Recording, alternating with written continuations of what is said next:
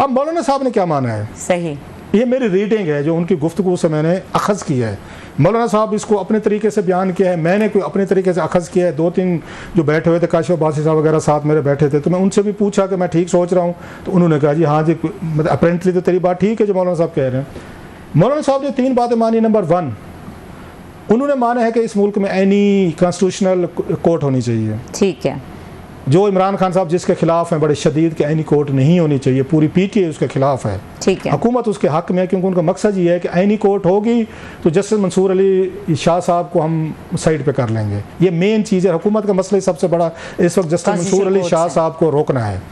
तो लिहाजा एक तो वो उन्होंने इस बात पर मुझे लगा है वो माने बैठे हैं। अच्छा, नंबर 1। नंबर 2, वो एज पे भी माने बैठे हैं।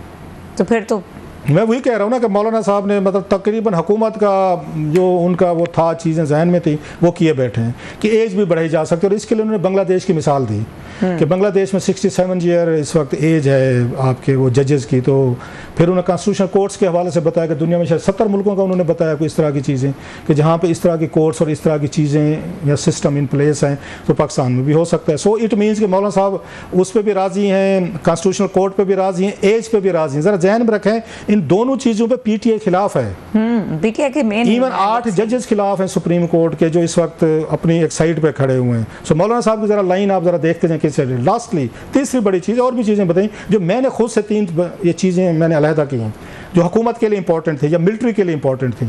अब जब एज बढ़ती है तो इसमें ये सबको फ़ायदा हो रहा है, ज़रा जहन में रखिएगा। ये सिर्फ चीफ जस्टिस को नहीं हो रहा, फिर आर्मी चीफ को भी हो रहा है, फिर जजेस को भी हो रहा है, सिविल सर्वेंट सबको हो रहा है। तो फिर उसमें सब कुछ कवर हो जाता है, सब कुछ कवर हो जाता है।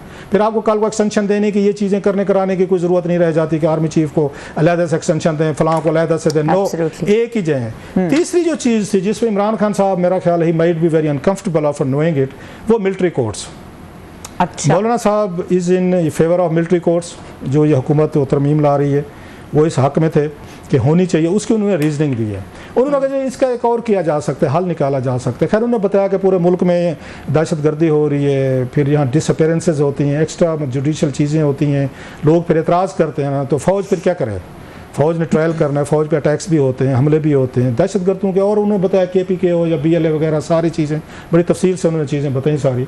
सो उनका ये ख्याल था मौलाना साहब के कि उन्होंने कि मेरा मशवरा ये, अब देखें वो मशवरे की शक्ल में बता रहे हैं कि हमें कोई फॉर एवर के लिए मिलिट्री कोर्ट्स नहीं रखने चाहिए, हमें 1 या 2 साल के लिए अलाउ करना चाहिए कॉन्स्टिट्यूशन में। अच्छा, कि 2 साल के लिए कर लो, 1 साल। उन्होंने लफ्ज़ यूज़ किया ना, मतलब बिटवीन 1 and 2 years, कि ऐसे करें कि 1-2 सालों के लिए इजाज़त दे दो, 2 साल बाद ऑटोमेटिक जो है आइन के तहत ख़त्म हो जाए। सो मिलिट्री ने जितने ट्रायल करने हैं, जितनी चीज़ें करनी हैं, उन्होंने वो कर लें, 2 सालों में अपने केसेस भुगता लें। तो किसी ने उस पर वो किया, उन्होंने 9 मई वाले, उन्होंने कहा फिर वो इन्हें मतलब पासिंग कमेंट दिया, अभी 9 मई वाले भी उसमें होंगे जिन्होंने 9 मई किया, क्योंकि असल वो भी तो खतरा है ना कि इमरान खान साहब कह रहे हैं उनकी पार्टी के 9 मई का हमारे गले में डाला जा रहा है और फौजी ट्रायल होगा। सो मौलाना साहब जो हैं इस वक्त, जो मेरी एक अंडरस्टैंडिंग उनकी 2.5 घंटे की गुफ्तगू सुन के, और मैं को नोट्स वगैरह लिए बैठा हूँ, 2-3 दफ़ा मैंने पढ़े भी हैं, मौलाना साहब से हुकूमत या जरदारी साहब जिन्होंने भी हैं, उन्होंने जो बड़ी मेजर चीज़ें उनके जहनों में हैं, मौलाना को उस पर उन्होंने राज़ी कर लिया है। बाकी चीज़ें जो हैं मौलाना ने भी निकलवाई हैं, जैसे मैंने बताया 63A पे कहा उन्होंने, जिस पे तहत इनको सीटें वो नहीं है, वो उन्होंने कहा कि अगर उस पर हम अगर वो उसके हक़ में नहीं है, कहते हालांकि इसलिए हम उसके हक़ में नहीं है, उस तरमीम को वो भी हटाया गया है कि अगर हम उसके हक़ में वोट डालते हैं, जो ये चेंजेस ला रहे हैं, तो फिर उसके हम बेनिफिशरीज़ हैं, तो फिर समझा जाएगा हम अपने मफाद के लिए करना चाह रहे हैं, लिहाजा वो अच्छा नहीं लगेगा। तो मौलाना साहब ने अपना असूली स्टैंड जो है वो, जिसको कहते हैं 1973 के आइन की रोशनी में अपना आइनी उन्होंने स्टैंड भी कायम रखा है, हुकूमत को भी उन्होंने अकोमोडेट किया है, और उन्होंने एस्टेब्लिशमेंट जो है वो भी मुझे लग रही है वो भी अकोमोडेट हो रही है। तो किसी ने उनसे पूछा, मेरे ख्याल काशिफ अब्बासी ने पूछा, उसने कहा सर जी कोई उधर पिंडी से भी कोई मैसेंजर वगैरह कोई उधर से कोई एस्टेब्लिशमेंट से, उन्होंने कहा यार शरारतें ना किया करो। मौलाना साहब ने उसका कोई ये ना डिनाइल नहीं किया कि कोई वहाँ से कोई मैसेंजर नहीं आया या वहाँ से कोई बंदा नहीं आया, शरारतें मत किया करो। क्या साहब ये तो बात आपने सारी बड़े मजे से बताई, लेकिन ये बताया कि सहाफ़ियों ने क्या मशवरा दिया? कोई मशवरे नहीं दिए उन्होंने ऐसा। मेरे से अगर पूछे ना, और ये अच्छी बात है, हमारा काम नहीं है कि हम बैठे और मशवरे दें, no, it's none of my business. अगर मैं मशवरा देता हूँ सपोजली, 2 नुकसान होंगे।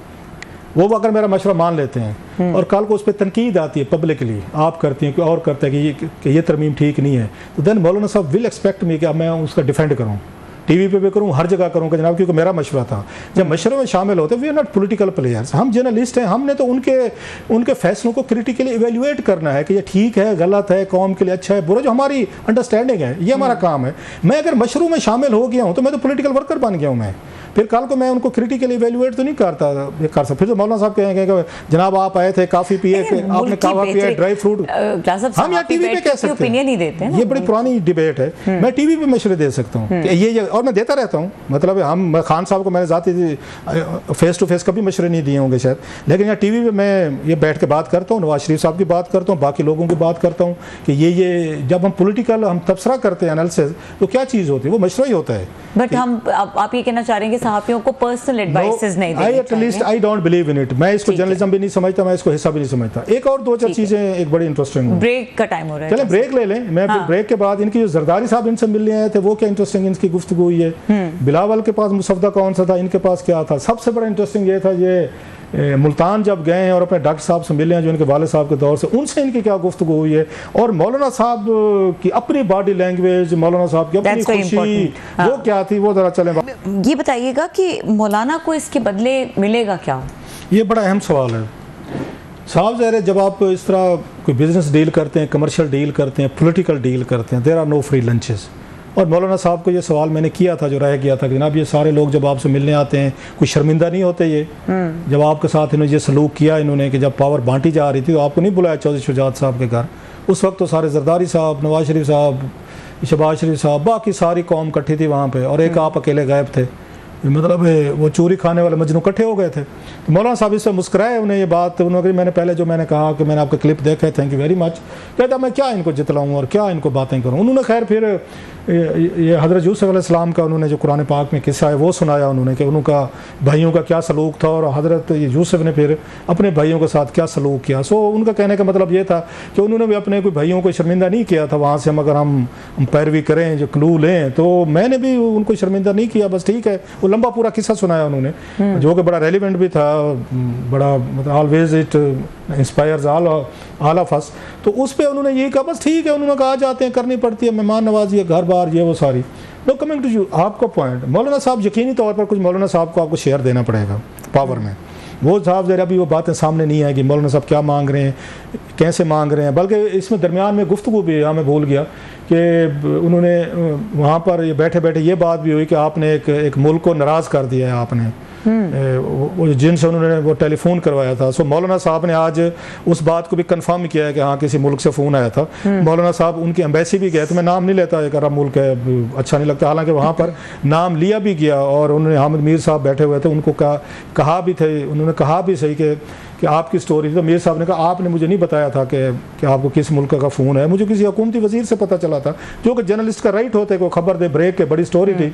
तो वो ये कहते हैं कि जनाब कि मैं वहाँ पर उस एम्बेसी में गया भी था, तो मौलाना साहब उस एम्बेसी से भी होकर आए हैं जिन्होंने इनको फ़ोन किया था कि आप इन तरमीमों में वोट डालें, तो उनसे मिल रहे हैं। तो लगता ये है कि उनको मिलने के बाद ही मौलाना साहब ज़रा थोड़े से वो सॉफ्ट हुए हैं, जो मैंने आपको चीज़ें बताई हैं वो रेडी हुए हैं।